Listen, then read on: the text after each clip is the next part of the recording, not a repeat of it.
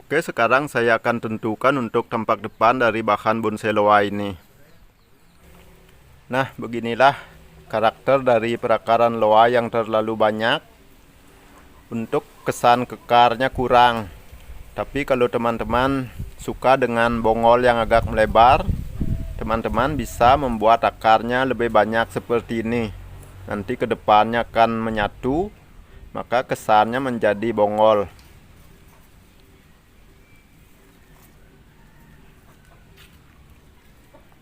Nah, kenapa saya buat perakaran yang banyak begini?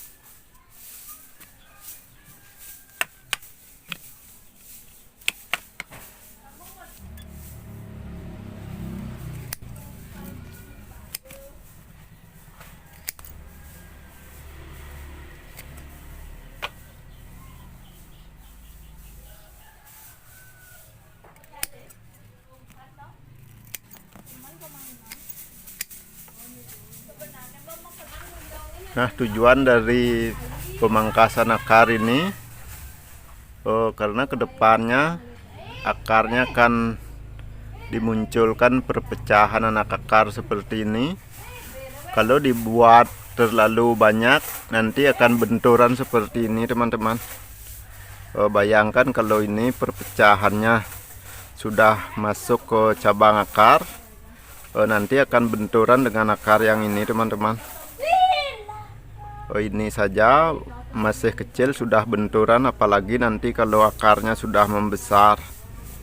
Kita bikin jarak seperti ini, nanti akan muncul perpecahan akar. Di sini cabang akar, di sini juga muncul, maka mulai rapat posisinya, teman-teman.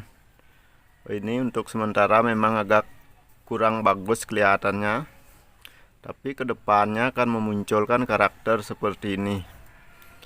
Ini sudah mulai membeling-beling, teman-teman. Kalau kita biarkan terlalu banyak, biasanya karakter membeling-beling di sini tidak mau muncul. Oke, mari kita lanjutkan penyeleksian akar yang lain.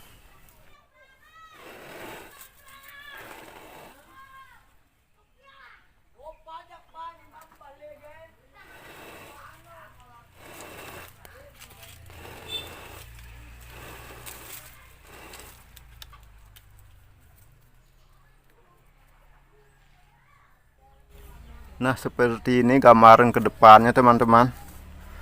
Di sini memang posisinya jarang, tapi ini muncul cabang akar. Kesannya lebih bagus, teman-teman. Tapi ini jaraknya perpecahan cabang akarnya ini masih terlalu pendek. Nanti kalau batangnya membesar, ini akan menghilang menjadi batang, teman-teman. Anggap pembesarannya sampai selingkar ini, maka ini akan sangat pendek. Jadi kita perlu membuat perpecahan akar yang lebih jauh.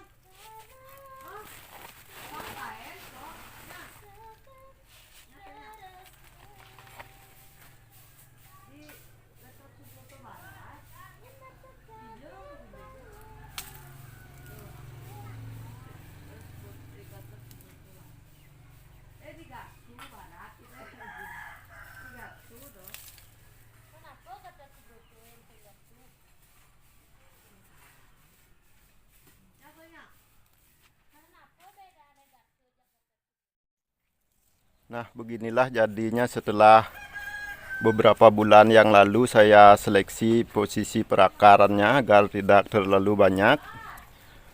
Sekarang karakter akarnya sudah mulai kekar. Kalau kita biarkan seperti di penanganan sebelumnya akarnya terlalu banyak, maka karakter dari akarnya ini tidak mau kekar. Nanti akan saya tunjukkan contohnya. Untuk perakaran yang terlalu banyak, nanti kesannya kurang kekar. Oke, sebelum saya tunjukkan contoh akar yang terlalu banyak, sekarang kita lihat perkembangan dari bahan bonsai loa ini.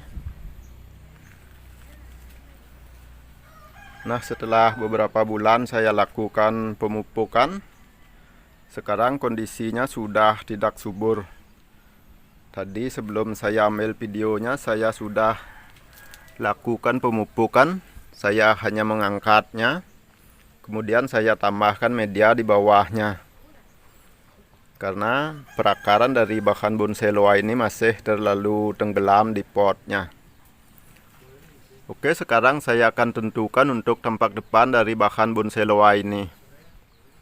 Kalau kita lihat dari segi perakaran, bahan bonsai loa ini bagusnya tampak depannya dari sini. Namun dari posisi percabangan, posisi cabang keduanya masih terlalu tinggi. Ini jaraknya masih terlalu tinggi. Kalau jarak cabang seperti ini, cocoknya dipakai untuk bahan bonsai yang agak besar. Oke, sekarang kita lihat dari arah sebelahnya. Manakah yang lebih bagus? Nanti akan saya tentukan tapak depan dari bahan bonsai ini.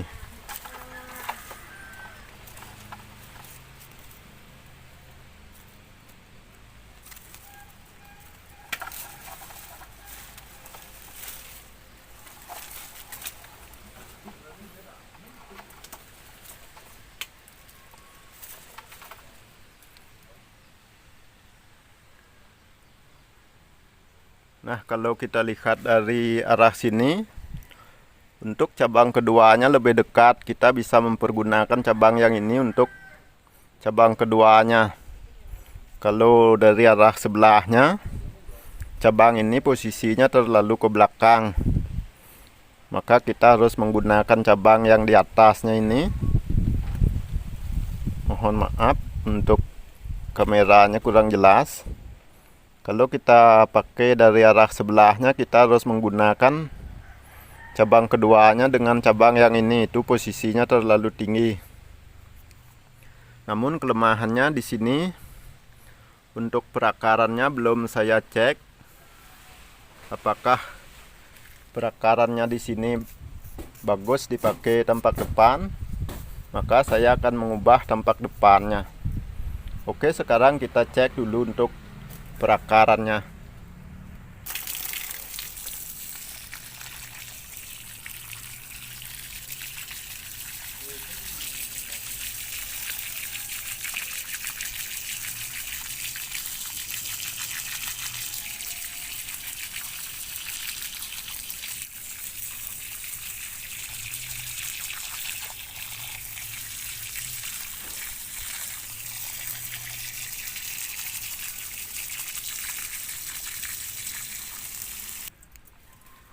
Nah, setelah saya lakukan pencucian untuk medianya, sekarang untuk posisi perakarannya sudah kelihatan. Kalau kita pakai tampak depan dari sini, sebenarnya sudah cukup bagus. Namun kita perlu menyeleksi beberapa anak akar dari induk akar yang ini. Ini sebenarnya dulunya akarnya tunggal, makanya saya lakukan penahapan. Tujuannya agar nanti ke depannya ada beberapa akar di sini. Karena untuk perhitungan untuk ke depannya batangnya masih akan membesar. Kita bayangkan pembesarannya sampai segini. Maka untuk penahapan sependek ini belum tepat. Tapi ini fungsinya untuk memecah posisi akarnya. Agar di sini ke depannya ada akar. Demikian pula di sini. Kalau batangnya sampai membesar segini, maka di sini sudah ada akar. Demikian pula di sini. Maka cabang akar inilah yang akan menjadi induk akar ke depannya. Untuk bongol perakarannya ini akan disamarkan menjadi bongol karena seiring dengan pembesaran batang utamanya. Nah, beberapa akar inilah yang perlu saya seleksi sekarang agar kedepannya perakarannya makin tegas. Nah, kalau kita biarkan seperti ini, kedepannya kesannya akan seperti kaki bebek menyatu, tidak mau kekar seperti akar di sebelahnya. Oke, sekarang kita seleksi untuk perakaran yang di sini.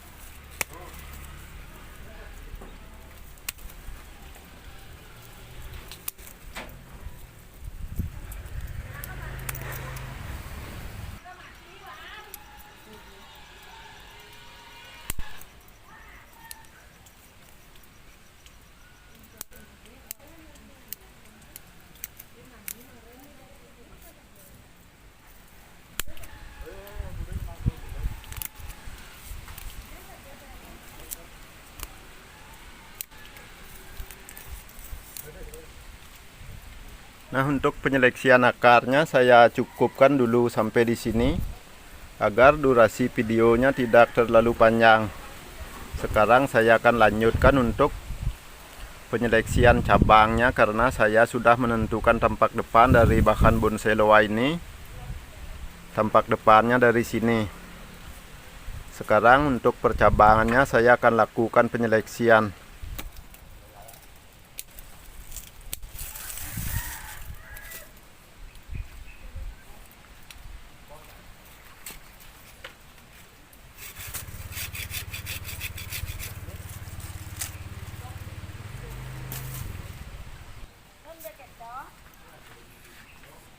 Nah, untuk cabang yang ini, yang tadinya saya rencanakan untuk cabang keduanya kalau tampak depannya dari sebelah, karena tampak depannya sudah saya rubah, untuk cabang yang ini akan saya pangkas agar kedepannya tidak terjadi luka yang terlalu besar.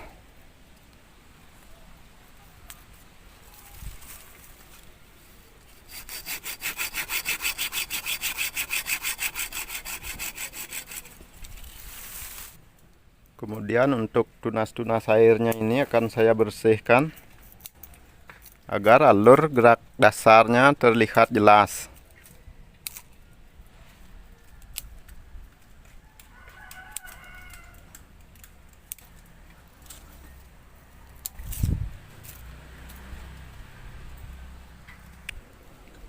Nah, sedangkan untuk terusan batang kemahkotanya, kalau kita gunakan cabang yang ini posisinya terlalu ke belakang, jadi akan saya gunakan terusan untuk kemahkotanya dengan menggunakan cabang yang ini.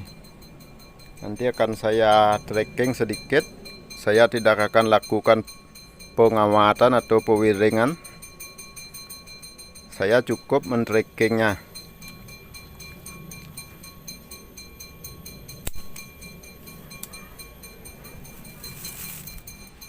Nah, demikian pula untuk cabang yang ini. Kalau kita gunakan sebagai cabang untuk ke arah belakang, ini posisinya terlalu berdekatan dengan posisi cabang backnya. Kalau kita biarkan, nanti ke depannya di sini bisa terjadi pembengkakan. Karena bahan bonsai loa ini hanya mempunyai satu pilihan untuk backnya hanya di sini. Saya akan gunakan yang ini. Sedangkan untuk cabang yang ini akan saya gantikan dengan beberapa tunas yang ada di atasnya ini.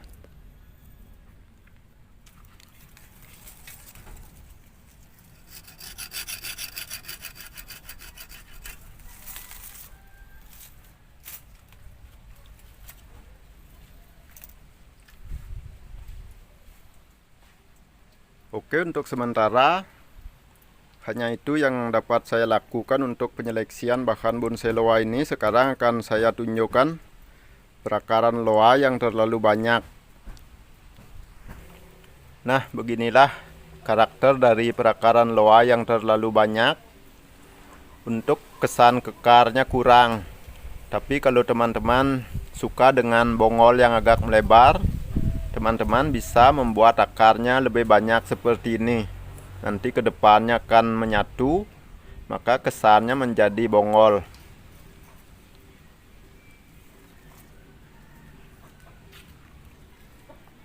Nah, kenapa saya buat perakaran yang banyak begini? Agar perakaran dari bahan bonsai loa saya tidak terlalu sama. Nanti kedepannya kita punya pilihan untuk kita lihat. Dan di samping itu bisa kita gunakan sebagai percobaan mana sebenarnya yang lebih bagus, akar yang terlalu banyak atau yang sedang-sedang. Oke, demikian dulu video yang dapat saya bagikan untuk sekarang. Sampai jumpa di video selanjutnya.